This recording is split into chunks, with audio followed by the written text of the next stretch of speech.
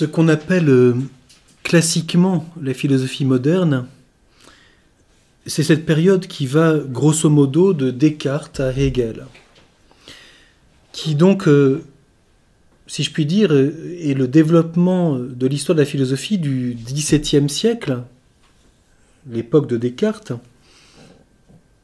jusqu'à la moitié du XIXe siècle, Hegel étant mort en 1831.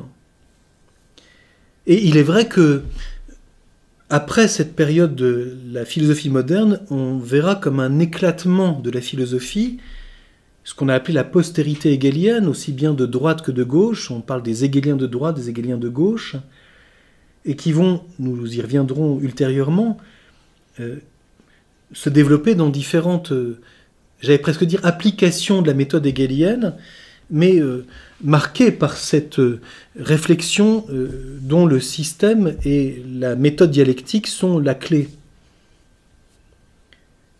Et donc il faut s'intéresser avant tout à cette période-là, de Descartes à Hegel, comme bien sûr une période là aussi extrêmement vaste et très riche. Il y a autant de penseurs d'une importance très grande, comme Kant, comme Fichte, comme Schelling. Mais je voudrais dans ce premier panorama me contenter de montrer un petit peu les enjeux de cette période.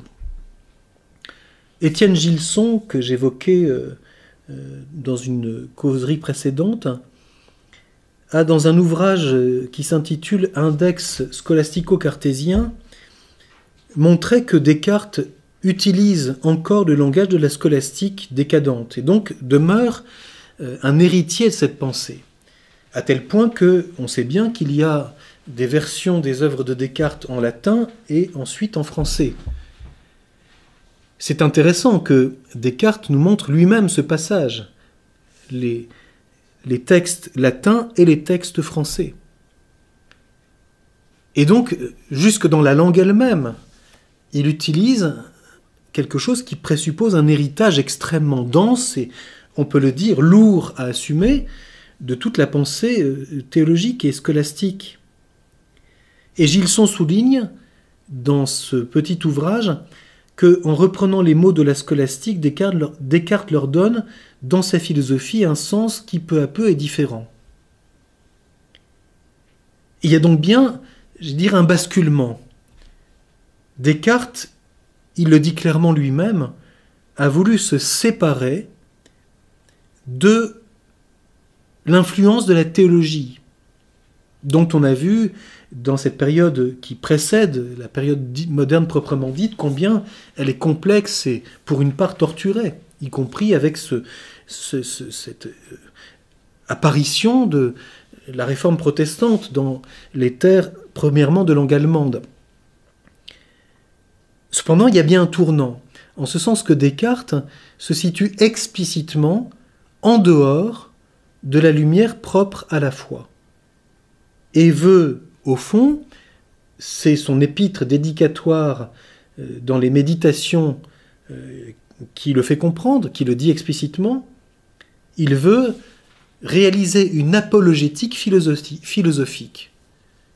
Ce texte adressé à messieurs les docteurs de la Sorbonne, qui sont des ecclésiastiques, dit explicitement que ces méditations sont écrites pour prouver aussi certainement que les mathématiques peuvent le faire, avec une certitude absolue, ce qui concerne l'âme et ce qui concerne Dieu, qu'habituellement, dit Descartes, on réserve à la théologie chrétienne. Il y a là évidemment quelque chose de tout à fait intéressant et pour une part de très juste. Dire que la question de Dieu n'appartient qu'à la foi et donc à la théologie chrétienne, et de même l'âme et son immortalité, n'est pas juste, puisque ce n'est pas proprement l'objet de la foi chrétienne que de dire que Dieu existe. La foi chrétienne porte sur le mystère trinitaire et le mystère de l'incarnation de Dieu, mais l'existence de Dieu est une question qui est posée indépendamment de la foi. Et donc il est intéressant que Descartes veuille, si je puis dire, redonner une forme d'autonomie à la philosophie. Et pour cela, il veut lui donner un point de départ qui ne soit pas celui de la théologie. C'est peut-être là où nous comprenons, j'ai essayé de vous dire à plusieurs reprises que l'approche d'un philosophe demande qu'on comprenne son point de départ et là où il va, et là où il arrive. Le point de départ de Descartes, voulant se séparer de l'attitude théologique qui, comme on l'a vu, part de la foi, c'est de partir du sujet pensant. Cogito ergo sum. Descartes met en œuvre ce qu'il appelle le doute méthodique, c'est-à-dire il emploie la méthode du doute pour voir qu'est-ce qui peut résister au doute, pour avoir, dit-il, un point de départ et un fondement aussi certain que possible, de façon qu'on puisse, dit-il, more geometrico, à la manière du géomètre, donc avec la rigueur même des mathématiques, démontrer, à partir de ce point de départ, l'existence de Dieu et l'immortalité de l'âme. Et donc, ce point de départ est très important pour comprendre l'esprit de la philosophie moderne. Ce que Karl Barth, dans un petit opuscule, enfin plus exactement dans un chapitre de son Histoire de la théologie protestante, consacre à la pensée de Hegel, et que Karl Barth dit que Hegel est le Messie annoncé par le prophète qu'est Descartes. Autrement dit, il emploie en bon protestant un langage biblique pour évoquer l'esprit de la pensée moderne en disant l'esprit de la philosophie moderne, c'est ce que prophétise Descartes, c'est-à-dire le point de départ dans le sujet pensant, philosophie de l'esprit. Je pars non plus de ce qui est, mais de je pense. Et ce point de départ nouveau, dit-il, s'accomplit dans ce Messie de la philosophie qu'est Hegel. Sauf, dit-il, que malheureusement, ce Messie a raté sa mission. Et donc, Karl Barth pose une question tout à fait intéressante, qu'il ne faut jamais oublier. Est-ce donc que ce qui était annoncé par le prophète n'est pas encore accompli et que Hegel est encore à venir? Un jour, on va enfin le comprendre. Ou bien, est-ce que cet esprit moderne était faussé dans sa racine même? Autrement dit, de façon plus philosophique, est-ce que le point de départ cartésien peut réellement aboutir? Ou bien est-ce qu'au bout du compte, ce qu'on voit, dit-il chez Hegel, on en vient à dire que peut-être c'est impossible. Et que donc c'est une impasse. Il aura fallu 2 siècles. Je ne prends pas position tout de suite sur ce commentaire que fait Karl Barth. Je montre simplement qu'il y a là une forme de relation très intéressante que Hegel fait lui-même.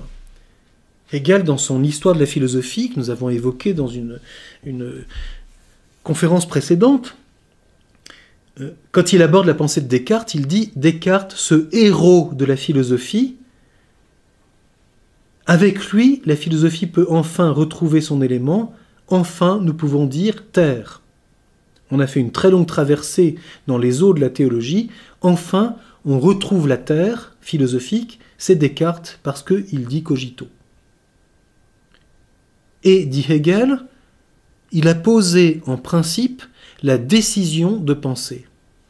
Je vais commenter ça dans un instant, mais je souligne d'abord cet arc qui unit Descartes et Hegel à 2 siècles de distance. Autrement dit, une certaine cohérence du développement de l'esprit de la pensée moderne qui, de Descartes, s'accomplit en Hegel. N'oublions pas ce que dit Descartes, parce qu'on cite toujours le cogito ergo sum, et on oublie la suite de la phrase. Cogito ergo sum, je pense donc dont je suis, c'est-à-dire je doute. Et donc Descartes, quand il dit je pense, c'est-à-dire je doute. Puisque le souci de Descartes, c'est de révoquer en doute tout ce qui ne peut pas être une certitude. De quoi suis-je certain? De quoi est-ce que je ne doute pas quand je doute? Du fait que je doute. Donc la pensée, c'est douter. Puisque il n'est pas certain que le réel physique soit comme il m'apparaît, Descartes donne deux exemples bien connus, n'est-ce pas? Le bâton qui apparaît brisé quand on le plonge dans l'eau, et la lune qui apparaît plus grosse à l'horizon que ce qu'elle est quand elle est dans le ciel. Descartes fait simplement allusion à ce qu'on appelle des illusions d'optique, lui qui était un génie en optique au passage. C'est lui qui a inventé la lunette, les lunettes. Il était un prodigieux mathématicien en optique et en géométrie. Comme Pascal, qui est son contemporain, qui est l'inventeur des probabilités. Donc voilà des gens qui sont très marqués par une culture scientifique et qui se disent « mais comment la philosophie peut-elle avoir la même certitude, la même rigueur que ce que je vois quand je suis en mathématiques ?» Or, je constate que si je me fie aux apparences sensibles, je ne peux que douter du monde sensible, parce que je ne suis pas certain que le bâton est-ce qu'il est comme il est quand il est brisé, ou est-ce qu'il est comme il est quand je le tiens? Et peut-être même n'existe-t-il pas, peut-être. Après tout, ce n'est peut-être qu'un ensemble d'atomes, et si ce ne sont ce qu'est des atomes, c'est plus du vide que du plein. Donc, qu'est-ce qui en est vraiment? Qu'est-ce qui résiste au doute? La connaissance sensible, et Descartes va ajouter que je suis plus certain de l'existence de mon cogito que de l'existence de mon propre corps. Voilà quelqu'un qui avait sûrement un peu de mal avec sa réalité corporelle, dirait Merleau-Ponty. Manger, dormir, tout ça, ouh là là, c'est du temps perdu. Cogito, dès le berceau, les idées innées.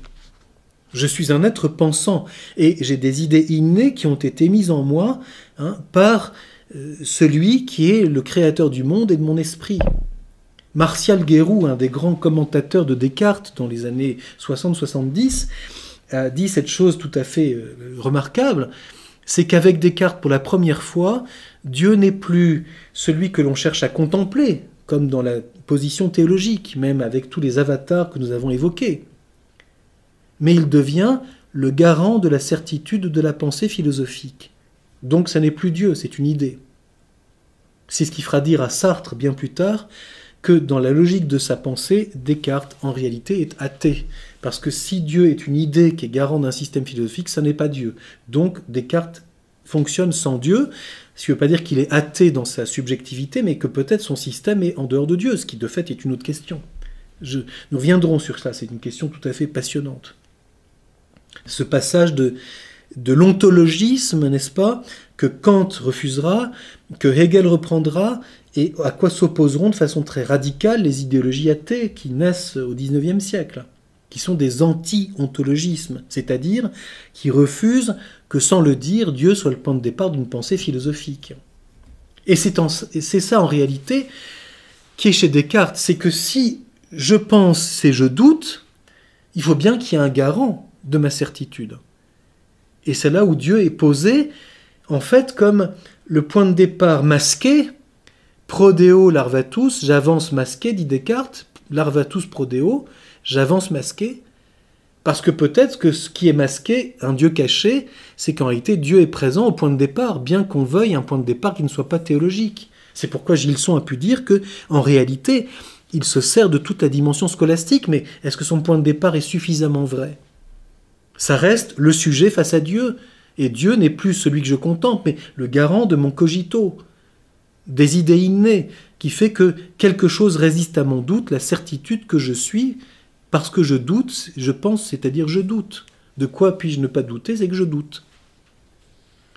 C'est ce qui fera dire aussi à Sartre que, bien que Descartes exprime ça de façon positive, je pense, en réalité, le primat du sujet, c'est déjà le primat de la négation sur l'affirmation. C'est explicitement chez Sartre comme m'entend Descartes. Dans son introduction à l'ouvrage qu'il a consacré à Descartes, une anthologie de textes de Descartes, où il fait une préface, et il dit dans cette préface que le primat de la subjectivité pensante, tel que on le dit couramment au sujet de Descartes, le primat du je pense sur le ceci est, c'est en réalité le primat de la négation. Et de fait, c'est ce que nous comprenons. C'est pour ça qu'on évoquait tout à l'heure le fait qu'il y a un volontarisme qui passe devant la pensée. Car si on se situe du strict point de vue de l'intelligence s'exerce face à ce qui est. Et donc l'affirmation est nécessairement première.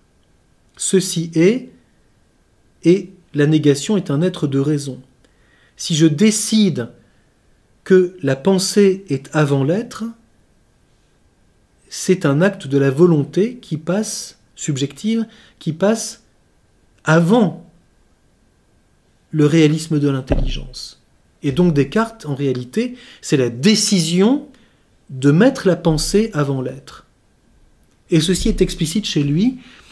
Dans les méditations, Descartes, à un moment, dit qu'il prend les interrogations premières d'Aristote et qu'il les renverse exactement dans le contraire. Aristote dit ceci dans les catégories, dans la métaphysique, notamment au livre Zeta, et dans les analytiques, quand il expose l'ordre des interrogations, Aristote dit « On se demande d'abord si cela est, ei esti », et ensuite on se demande ce qu'on a dit qui est, ti esti, qu'est-ce que c'est ? Si cela est, qu'est-ce que c'est ? Et donc, l'affirmation de ce qui est précède l'interrogation du qu'est-ce, qui recherche la détermination, la forme. Descartes dit explicitement qu'il prend les deux interrogations exposées par Aristote, mais qu'il les pose dans le sens contraire. Il dit « Je me demande d'abord quid sit, qu'est-ce que c'est, et ensuite je me demande si cela est. » Nous partons des idées, et ensuite nous nous demandons si cela est. Et pour savoir si cela est, il faut bien qu'il y ait un passage. On est donc dans une question critique, c'est-à-dire qu'est-ce qui me garantit que ce que je pense, quid sit, ansit, existe. Le eiesti, tiesti d'Aristote devient le quid sit, ansit. Qu'est-ce que c'est si cela est? Est-ce que cela est? Et donc, est-ce que mes idées rejoignent ce qui est? Le rapport à l'être n'est plus un rapport direct d'adhésion qui comporte une évidence, mais un rapport critique de certitude. Suis-je certain que ce que je pense correspond à quelque chose qui est? Autrement dit, c'est le problème de la vérité, mais qui est posé d'une façon critique.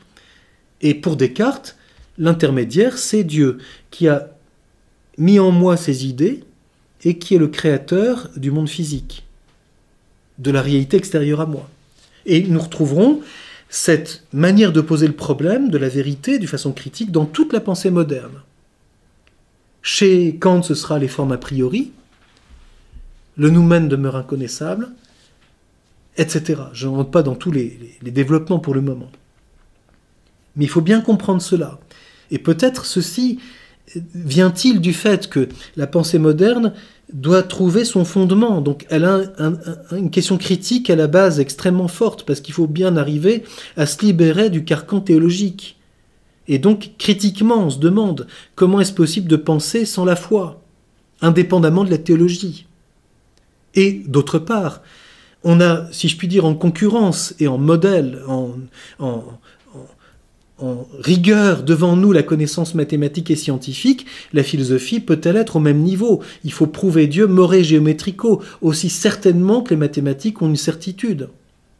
On veut donc rationaliser la philosophie, qu'elle ait la même rigueur rationnelle, alors que peut-être elle est d'un autre ordre, ce qui ne veut pas dire qu'elle est simplement symbolique ou poétique. Ça, c'est l'erreur de l'herméneutique. La philosophie a une autre rigueur, tout aussi forte que la science, mais elle relève non pas de la raison seulement, contrairement à ce que diront tous les philosophes de l'idéalisme allemand, mais de l'intelligence, la fameuse distinction des Grecs entre logismos et nous, entre la raison et l'intelligence. Chez les Latins, ratio et intellectus. C'est un point extrêmement important. Chez Descartes, bien que pour Hegel, la raison soit chez Descartes sous la forme première de l'entendement, c'est ainsi qu'il l'entend, Verstand en allemand, Hegel va prétendre, lui, accomplir Vernunft, la dimension de la raison. Je disais donc que Hegel verra, lui, Descartes comme le héros de la philosophie, en ce sens qu'il a décidé, d'une façon courageuse, ce cavalier a décidé, c'est ce qu'il dit, de ce primat de la pensée et donc de la philosophie de l'esprit. Ceci aboutira chez Hegel à un un rapport à la vérité que nous avons évoqué précédemment comme système et comme totalité, mais il est intéressant ici, dans la même ligne de ce que nous venons de mentionner la précision suivante. Hegel considère que la philosophie, c'est le développement sérieux du concept. Et la vérité, ce n'est donc pas, comme le disait Aristote, ou comme l'a repris la théologie médiévale, en tout cas chez saint Thomas, l'adéquation de l'intelligence à ce qui est. Veritas, dira saint Thomas, c'est adéquatio intellectus ad rem. L'adéquation n'est pas identité, attention. Est-ce que ce que j'énonce correspond à ce qui est, sous un rapport précis? Si je dis que Pierre est assis et que Pierre est assis, ce que je dis est vrai. Si Pierre se lève et que je continue à dire Pierre est assis, ce que je dis est faux. Donc la vérité, c'est que ce que je pense et énonce correspond à ce qui est. Et si la réalité est changeante, la vérité sera changeante. Si la vérité est stable, la vérité sera stable. Tandis que chez Hegel, la vérité, c'est la conformité de la réalité au concept. Mais le concept est entendu chez Hegel comme le développement parfait de la pensée, c'est-à-dire Dieu lui-même est concept. Le mouvement de l'esprit, c'est que la figure de la réalité correspond à la vérité du concept.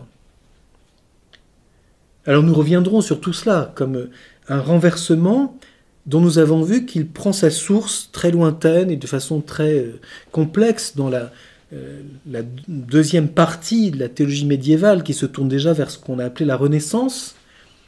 Mais dans la pensée moderne, il y a clairement une espèce de cohérence de partir du quid, de la pensée, pour aborder le réel.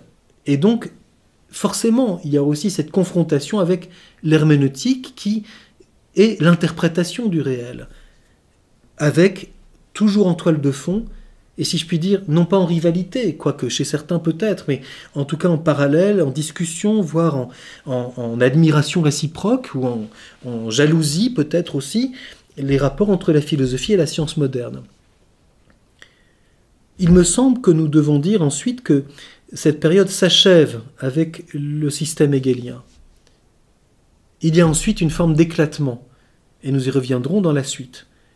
L'éclatement après ce sommet de l'idéalisme allemand qu'est Hegel, l'éclatement de la pensée philosophique dans différents développements et qui comporteront aussi des réactions. La phénoménologie, qui naît avec Husserl en particulier, avec tous ses disciples que seront Merleau-Ponty, Heidegger ou Edith Stein, sont des philosophies qui veulent se séparer de la puissance des idéologies nées de la dialectique hegelienne, par ce qu'ils appellent un retour aux choses mêmes. Le retour phénoménologique est-il un retour entièrement assumé, ou bien est-il, pour une part, là encore, trop dépendant de cette puissance du système hegelien? Nous reviendrons sur tout cela dans des causeries ultérieures.